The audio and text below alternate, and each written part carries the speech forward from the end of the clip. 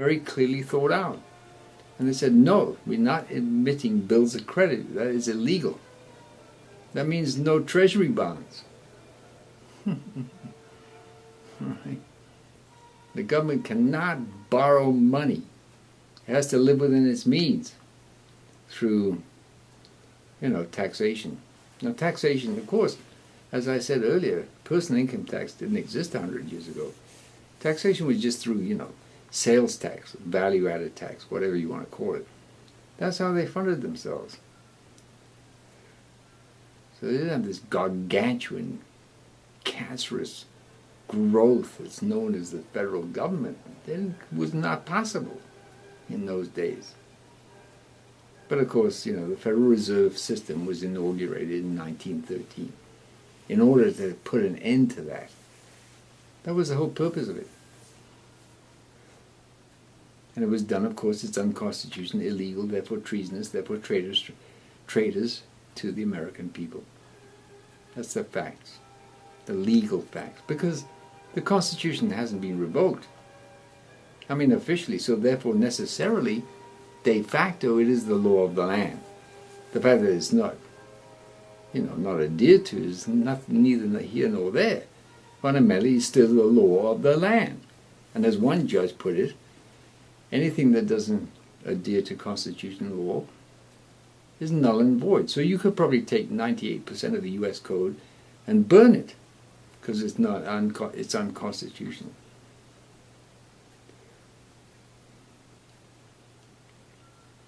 So, that's one thing about money, medium of exchange. Number two, a store of value. Now this is dubious, because value is a personal thing. I value something much higher than you do. One man's treasure is another man's trash. So value is not inherent in anything. It is not inherent in an ounce of gold or an ounce of silver or a dollar bill. It's not inherent. It's what you and I, we want to have a transaction. You have something I want to buy, and you put a price on it because you have a value. No, you don't put a price on it. You have a value for it, and I have a value for it, and we discuss what the price is based on our values. That's how price is arrived at. So nothing is a store of value. And money fundamentally has no value in and of itself. It's really important to understand that. None at all. It only becomes useful when price is set. Then you can use a unit of, whatever it is, an ounce of gold, an ounce of silver, a dollar bill, $100 bill, whatever. And I'm not against fiat currencies per se. Not at all. The only thing that has to be done in order to make the fiat currency system work alongside gold and silver is to make sure the government has nothing to do with it. I'll get into that later. So it's not. I don't think it's a store of value. A unit of account. Now that's important. It has to measure something. What does the dollar bill measure? It doesn't measure anything. It's not a unit of account.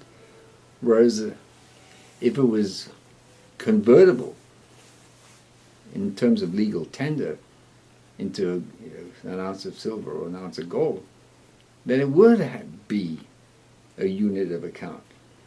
So the fact that the dollar is not a unit of account because it doesn't measure anything,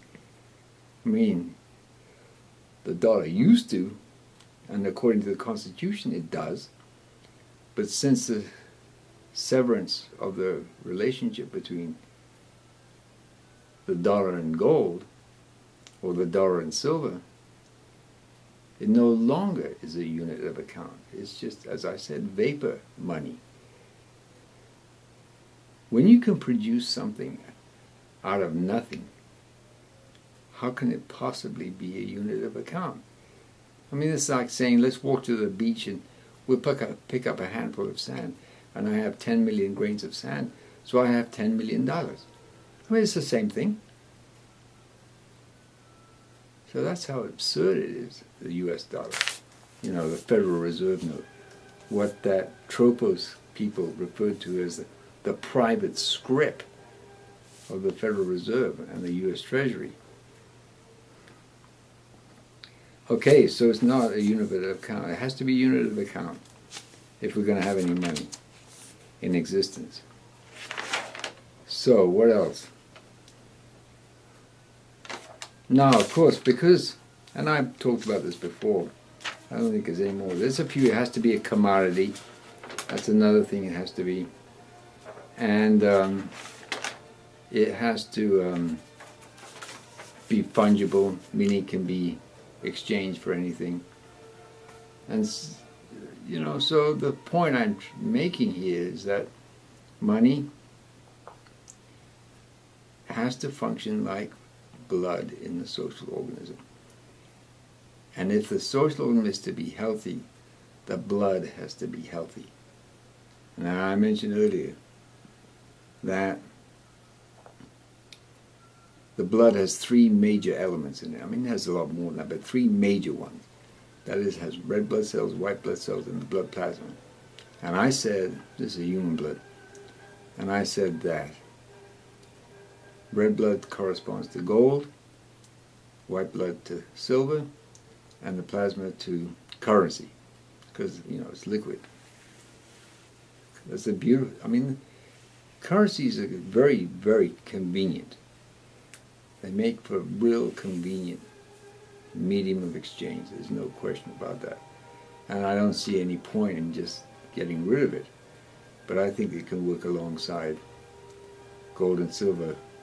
If you look at the work of Hugo Sillinius Price on this subject, and he makes it very clear how this thing should work if it's going to be implemented in a way, because we don't want to return to the gold standard, not at all, because that's just, you know, it's like looking backwards. We got to move forward. And of course, as I said, the chief step that has to be taken is that the money is taken out of the control of government. That is the most important thing. And it'll become clear later on why that is the case and how that should be set up, so that we have a money system that is not controlled by a very, very small percentage of the world population. You know, what they call the trillionaire elite, criminal elite that hide in the shadows, and you don't know who these people are. Well, you do know some of them, you know, like the Rothschilds and the Rockefellers. But I mean, most people don't know who they are anyway. Probably never heard of the House of Rothschild or the House of Rockefeller, you know, Morgan Chase.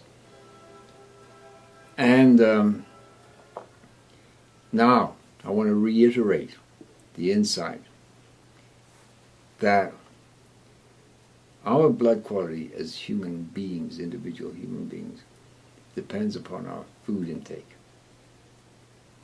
That if we, now, and all this is detailed in my book, The End of Medicine, which of course I've been encouraging you to get pretty much every episode.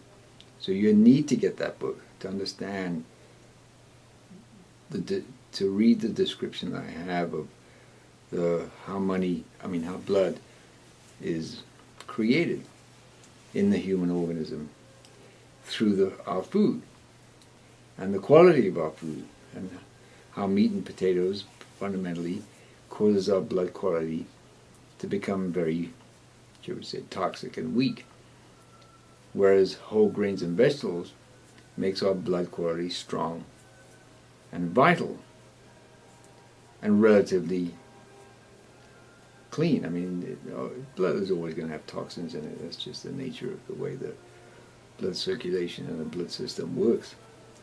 But it's, relatively speaking, a lot less toxic than one that's produced by meat and sugar. Now, or meat and potatoes. Now, I mentioned, and this is an important insight, that the ancients came up with, is that they valued gold as 480 grains of wheat. So the fundamental value of gold was actually the consumption of wheat by the population. And I'm showing that, I'm telling you, that when we eat whole grains and vegetables, our blood quality is much better, which necessarily translates into our money being of a higher quality. That's in other words, prosperity, widespread, universal prosperity, will only come about on an equitable basis, meaning for everybody, when we all start consuming whole grains and vegetables as our daily staple food, cooked whole grains and vegetables, based on macrobiotic principles. This is very important to understand, because there's the threefold social organism, or as I like to call it, the threefold commonwealth. Its fundamental basis that will make it workable is when the vast majority of the population begins to eat whole grains and vegetables as their staple food on a daily basis. All right, now that brings to an end this episode of the Mobuku Chronicles, number 12. And the next time, I'm going to go more into silver. The subject matter will be silver. And until then, and as I said when I first started, I was going to do this roughly once every month or so. And it varies, 4 weeks, 6 weeks, whatever. Depends on what's happening in my life. And